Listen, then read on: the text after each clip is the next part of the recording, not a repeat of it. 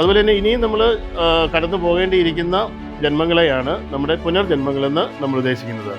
അപ്പോൾ നമ്മൾ PLR past life regression ചെയ്യുന്ന സമയത്ത് നമുക്ക് ചിലരുടെ നൂറുകണക്കിന് ജന്മങ്ങൾ പുറകോട്ട് പോകാനായിട്ട് സാധിക്കാറുണ്ട്. അതിനെപ്പറ്റിയൊക്കെ വിദേശ രാജ്യങ്ങളിൽ ധാരാളം ഗവേഷണങ്ങൾ നടക്കുകയും സയൻറ്റിഫിക്കലായിട്ടുള്ള ഗവേഷണങ്ങൾ നടക്കുകയും ധാരാളം പുസ്തകങ്ങൾ അതിനെപ്പറ്റിയൊക്കെ എഴുതപ്പെട്ടിട്ടുമുണ്ട്.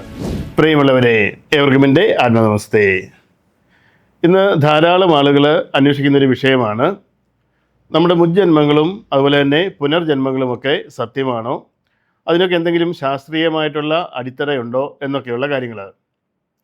നമുക്കറിയാം, മുജ്ജന്മങ്ങളെ പറ്റി പറയുന്ന സമയത്ത് നമ്മൾ മനഃശാസ്ത്രപരമായിട്ട് നോക്കിക്കഴിഞ്ഞാൽ പാസ്റ്റ് ലൈഫ് റിഗ്രഷൻ അല്ലെങ്കിൽ PLR എന്ന് പറയുന്ന ഒരു മെത്തേഡിലൂടെ സാധാരണഗതിയിൽ നമുക്ക് ഏതൊരാളുടെയും മുജ്ജന്മങ്ങളെപ്പറ്റി അന്വേഷിക്കാനായിട്ട് സാധിക്കുന്നതാണ്.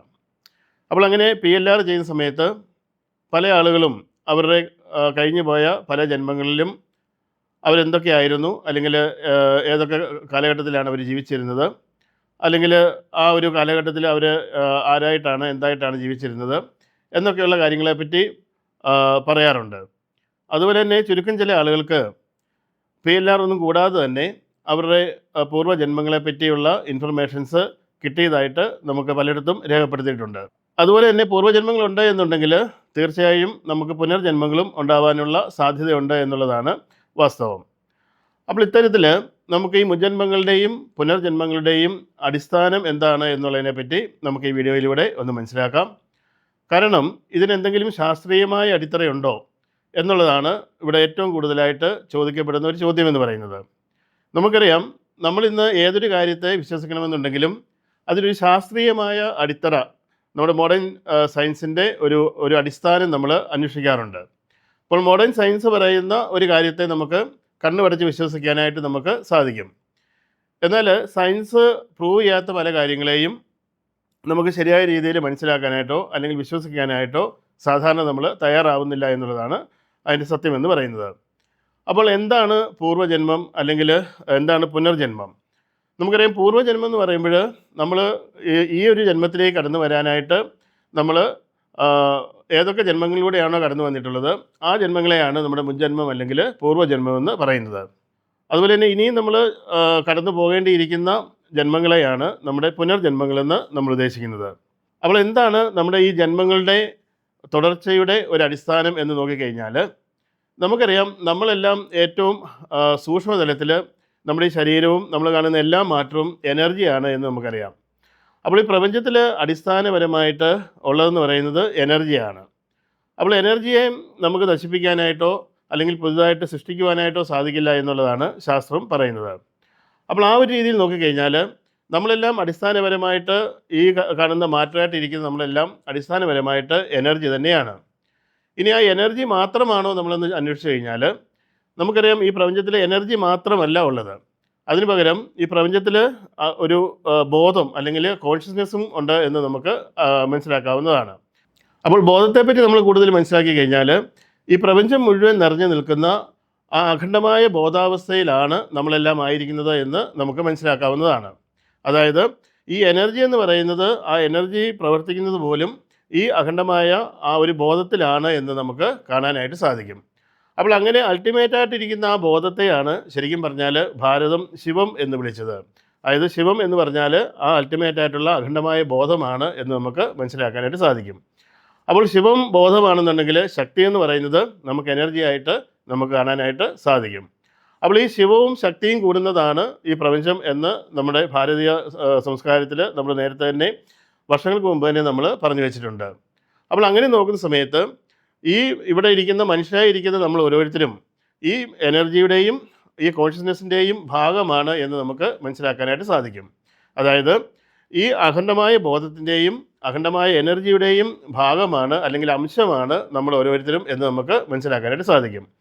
അപ്പോൾ നമ്മുടെ ശരീരം ഈ എനർജിയിൽ നിന്ന് രൂപപ്പെട്ടതാണ് എന്നുണ്ടെങ്കിൽ നമ്മുടെ ഉള്ളിലുള്ള നമ്മുടെ ബോധമായിരിക്കുന്ന നമ്മുടെ ആത്മബോധം അല്ലെങ്കിൽ നമ്മുടെ ചിത്തം അല്ലെങ്കിൽ ആത്മബോധം ആയിട്ടിരിക്കുന്ന ആ ബോധാവസ്ഥ എന്ന് പറയുന്നത് ഈ അൾട്ടിമേറ്റായിട്ടുള്ള ബോധത്തിൻ്റെ അംശമാണ് എന്ന് നമുക്ക് മനസ്സിലാക്കാവുന്നതാണ്. അപ്പോൾ ഈ ബോധവും ഈ എനർജിയും കൂടെ കൂടി ചേരുമ്പോഴാണ് നമ്മൾ ഞാനെന്ന് പറയുന്ന ഈ ഒരു തത്വം ശരിയായ രീതിയിൽ പ്രവർത്തനക്ഷമമാകുന്നത്. അല്ലെങ്കിൽ ഈ പ്രപഞ്ചം തന്നെ സൃഷ്ടിക്കപ്പെട്ടിരിക്കുന്നത്. അപ്പോൾ അങ്ങനെ നോക്കുന്ന സമയത്ത് നമ്മളുടെ ജീവനെന്ന് പറയുന്നത്, അതായത് നമ്മളുടെ ഉള്ളിൽ ജീവനായിരിക്കുന്ന ആ ഒരു ജീവൻ്റെ അവസ്ഥയെന്ന് പറയുന്നത് അതൊരു തുടർച്ചയുടെ ഭാഗമാണ്. അതായത് ജീവനെന്ന് പറയുന്ന അവസ്ഥ പ്രപഞ്ചത്തിൽ എപ്പോഴും ഉത്ഭവിക്കുന്നില്ല, മറിച്ച് അത് ഒരു ജീവൻ്റെ തുടർച്ചയായിട്ടാണ്, അല്ലെങ്കിൽ ഒരു ഒരു ഒരു തുടർച്ചയുടെ ഭാഗമായിട്ടാണ് സംഭവിക്കുന്നത് എന്ന് നമുക്ക് കാണുവാനായിട്ട് സാധിക്കുന്നതാണ്. അതായത് ജീവൻ എപ്പോഴാണോ ഈ പ്രപഞ്ചത്തിൽ അങ്കുരിച്ചത് അവിടെ നിന്നുള്ള ഒരു തുടർച്ചയായിട്ടാണ് ജീവൻ്റെ ഒഴുക്ക് എന്ന് നമുക്ക് കാണാവുന്നതാണ്.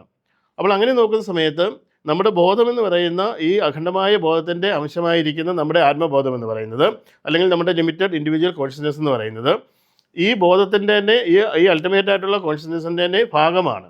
അതുകൊണ്ട് തന്നെ അത് എപ്പോഴും സൃഷ്ടിക്കപ്പെടുകയോ അല്ലെങ്കിൽ നശിപ്പിക്കപ്പെടുകയോ ചെയ്യുന്നില്ല എന്നുള്ളത് നമുക്ക് മനസ്സിലാക്കാവുന്ന കാര്യമാണ്. അപ്പോൾ നമ്മളെ ആത്മാവെന്ന് പറയുന്നത്, നമ്മൾ ആത്മാവായിട്ട് മനസ്സിലാക്കുന്ന നമ്മുടെ ആത്മബോധത്തെ ഒരിക്കലും നമുക്ക് നശിപ്പിക്കാനായിട്ടോ അല്ലെങ്കിൽ സൃഷ്ടിക്കാനായിട്ടോ സാധിക്കുന്നില്ല എന്ന് നമുക്ക് അറിയുവാനായിട്ട് സാധിക്കും.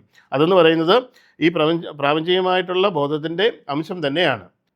അപ്പോൾ അങ്ങനെ നോക്കുന്ന സമയത്ത് ആത്മാവെന്ന് പറയുന്നത് ഈ പ്രപഞ്ചത്തിലെ ജീവനുണ്ടായ കാലഘട്ടം മുതൽ ഓരോ സൃഷ്ടിജാലങ്ങളിലായിട്ട് തുടർന്ന് വരുന്ന ഒരു പ്രതിഭാസമാണ് എന്ന് നമുക്ക് മനസ്സിലാക്കാനായിട്ട് സാധിക്കും.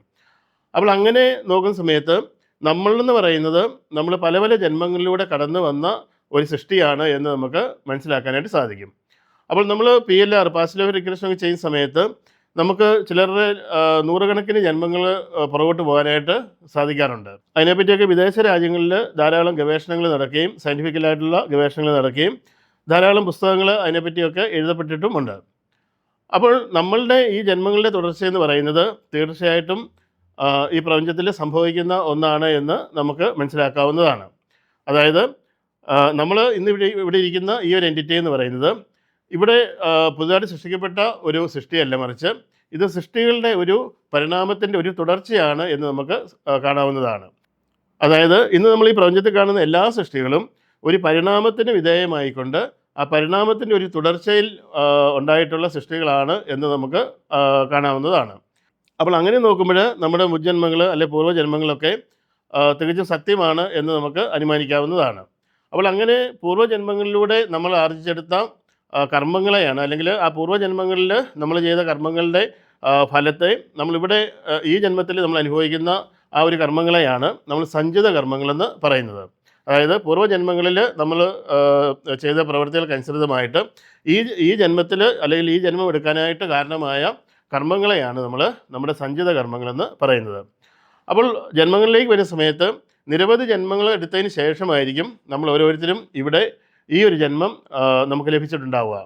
അതുകൊണ്ട് തന്നെ ഓരോ മനുഷ്യരും വ്യത്യസ്തരായിരിക്കുന്നത് അവരുടെ മുജ്ജന്മങ്ങളിൽ അവർ എടുത്തിട്ടുള്ള ജന്മങ്ങളിൽ ആർജിച്ചിട്ടുള്ള ആ ഒരു ഇൻഫർമേഷൻ അല്ലെ അറിവുകളെയും അതുപോലെ തന്നെ ആ ഒരു കർമ്മങ്ങൾക്കും അനുസരിച്ചുള്ള ജന്മങ്ങളെയാണ് നമുക്ക് ഈ ഒരു ജന്മത്തിൽ നമുക്കിവിടെ ലഭിച്ചിട്ടുള്ളത്. അതുകൊണ്ടാണ് ഓരോ മനുഷ്യർക്കും വ്യത്യസ്തമായിട്ടുള്ള ജന്മങ്ങൾ ലഭിക്കുന്നതും അതുപോലെ തന്നെ ഒരേ സാഹചര്യങ്ങളിൽ അല്ലെ ഒരേ വീട്ടിൽ ഒരേ സാഹചര്യത്തിൽ ജനിച്ച ആളുകൾക്ക് തന്നെ പല വിധത്തിലുള്ള ജീവിത സാഹചര്യങ്ങളിലൂടെ കടന്നു പോകേണ്ടി വരുന്നതുമൊക്കെ അവരുടെ മുൻജന്മങ്ങളിൽ ഉണ്ടായിട്ടുള്ള സംഭവ വികാസങ്ങൾക്ക് അടിസ്ഥാനപ്പെടുത്തിയിട്ടാണ് എന്ന് നമുക്ക് മനസ്സിലാക്കാനായിട്ട് സാധിക്കും. അപ്പോൾ ഈ ജന്മം അത്തരത്തിലുള്ളൊരു തുടർച്ചയാണ് എന്നുണ്ടെങ്കിൽ തീർച്ചയായും നമുക്ക് പുനർജന്മങ്ങളും നമുക്ക് സാധ്യമാണ്, അല്ലെങ്കിൽ പുനർജന്മങ്ങളും നമുക്ക് ഉണ്ടാവുന്നതാണ്.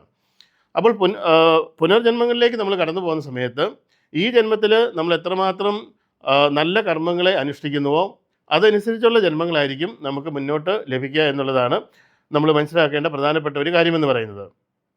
അങ്ങനെ അടുത്ത ജന്മങ്ങളിലേക്ക് നമ്മൾ ഈ ജന്മത്തിൽ നിന്ന് കൊണ്ടുപോകുന്ന കർമ്മങ്ങളെയാണ് നമ്മൾ ആഗാമി കർമ്മങ്ങളെന്ന് പറയുന്നത്.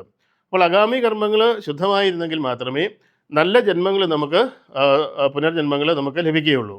അപ്പോൾ നല്ല പുനർജന്മങ്ങൾ ലഭിക്കുകയും ഉന്നതമായ രീതിയിലേക്ക് നല്ല രീതിയിലുള്ള ഒരു പരിവർത്തനത്തിലൂടെ കടന്നുപോയി ഉന്നതമായ ജീവിതങ്ങളെ അല്ലെങ്കിൽ ഉന്നതമായ ജന്മങ്ങളെ നമുക്ക് നേടിയെടുക്കണമെന്നുണ്ടെങ്കിൽ തീർച്ചയായിട്ടും നമ്മൾ ഇന്ന് ഇവിടെ ആയിരിക്കുന്ന സമയത്ത് ഏറ്റവും നല്ല കർമ്മങ്ങൾ അനുഷ്ഠിക്കുകയും ഏറ്റവും സാത്വികമായ കർമ്മങ്ങൾ അനുഷ്ഠിക്കുകയും ആ കർമ്മങ്ങൾക്കനുസരിച്ച് നമ്മളിവിടെ നിലനിൽക്കുകയും തീർച്ചയായിട്ടും നമുക്ക് അടുത്ത ജന്മങ്ങളിലേക്ക് നമ്മൾ കടന്നു പോകുമ്പോൾ ഇവിടെ നിന്ന് നമുക്ക് കൊണ്ടുപോകാനുള്ള ഒരേ ഒരു കാര്യമെന്ന് പറയുന്നത് നമ്മളിവിടെ അനുഷ്ഠിക്കുന്ന കർമ്മങ്ങളാണ്. അപ്പോൾ സാത്വികമായ കർമ്മങ്ങൾ നമ്മൾ അനുഷ്ഠിക്കുകയും ആ നന്മയും സ്നേഹവും കരുണയും ഒക്കെ നമ്മുടെ അടുത്ത ജന്മങ്ങളിലേക്ക് നമുക്ക് കൊണ്ടുപോകാനായിട്ട് സാധിച്ചു കഴിഞ്ഞാൽ നമുക്ക് കൂടുതൽ ശ്രേഷ്ഠമായ ജന്മങ്ങൾ നമുക്ക് ലഭിക്കുകയും അതിലൂടെ നമുക്ക് ഈ പ്രപഞ്ചബോധവുമായി അല്ലെങ്കിൽ ഈശ്വര തത്വവുമായി ലയിച്ചു ചേരാനുള്ള അവസരങ്ങൾ നമുക്ക് ലഭിക്കുകയും ചെയ്യുന്നു എന്നുള്ളതാണ് നമുക്കറിയാനായിട്ട് സാധിക്കുന്നത്. അപ്പോൾ എന്നെ കേട്ടുകൊണ്ടിരിക്കുന്ന നിങ്ങൾ ഓരോരുത്തരും നിങ്ങളുടെ കർമ്മങ്ങളെ ശരിയായ രീതിയിൽ പരിശോധിക്കുക. അങ്ങനെ ശരിയായ കർമ്മങ്ങൾ അനുഷ്ഠിച്ചുകൊണ്ട് നമുക്ക് അടുത്ത ജന്മങ്ങളിലേക്ക് നമുക്ക് കടന്നു പോകാം. അങ്ങനെ ആ ശുദ്ധമായ കർമ്മങ്ങളെ അനുഷ്ഠിച്ചുകൊണ്ട് ആ ഒരു മോക്ഷത്തിലേക്ക് അല്ലെങ്കിൽ കൈവല്യത്തിലേക്ക് അല്ലെങ്കിൽ സമാധിയിലേക്കൊക്കെ കടന്നു പോകാനുള്ള അവസരങ്ങൾ നിങ്ങൾക്ക് ഓരോരുത്തർക്കും ഉണ്ടാവുന്നതാണ്. അതിനായിട്ട് നമുക്ക് നമ്മുടെ ഇന്നത്തെ കർമ്മങ്ങളെ ശരിയായ രീതിയിൽ നിരീക്ഷിക്കുകയും ആ കർമ്മങ്ങളെ ശരിയായ രീതിയിൽ ചിട്ടപ്പെടുത്തുകയും സാത്വികമായ കർമ്മങ്ങളെ അനുഷ്ഠിക്കുകയും ചെയ്തുകൊണ്ട് നമുക്ക് ഉന്നതമായ ഒരു ജീവിത അവസ്ഥയെ നമുക്ക് സൃഷ്ടിക്കുവാനായിട്ട് സാധിക്കും. അങ്ങനെ ഉന്നതമായ ഒരു ജീവിതാവസ്ഥയിലൂടെ കടന്നു പോയി കഴിഞ്ഞാൽ ആ ഒരു ശാശ്വതമായ സന്തോഷത്തിലേക്ക്, ശാശ്വതമായ സമാധാനത്തിലേക്ക്, ശാശ്വതമായ സമാധിയിലേക്ക്, മോക്ഷത്തിലേക്ക്, കൈവല്യത്തിലേക്ക് നമുക്ക് എത്തുവാനായിട്ട് സാധിക്കും. അതിന് എന്നെ കേട്ടുകൊണ്ടിരിക്കുന്ന നിങ്ങൾക്ക് ഓരോരുത്തർക്കും സാധിക്കട്ടെ എന്ന് ആശംസിച്ചുകൊണ്ട് മറ്റൊരു വീഡിയോയിൽ മറ്റൊരു സബ്ജക്റ്റുമായി കാണുന്നതുവരെ നിങ്ങളുടെ സ്വന്തം Yascha. Yasha Living, synchronizing the art, tactics and spirituality.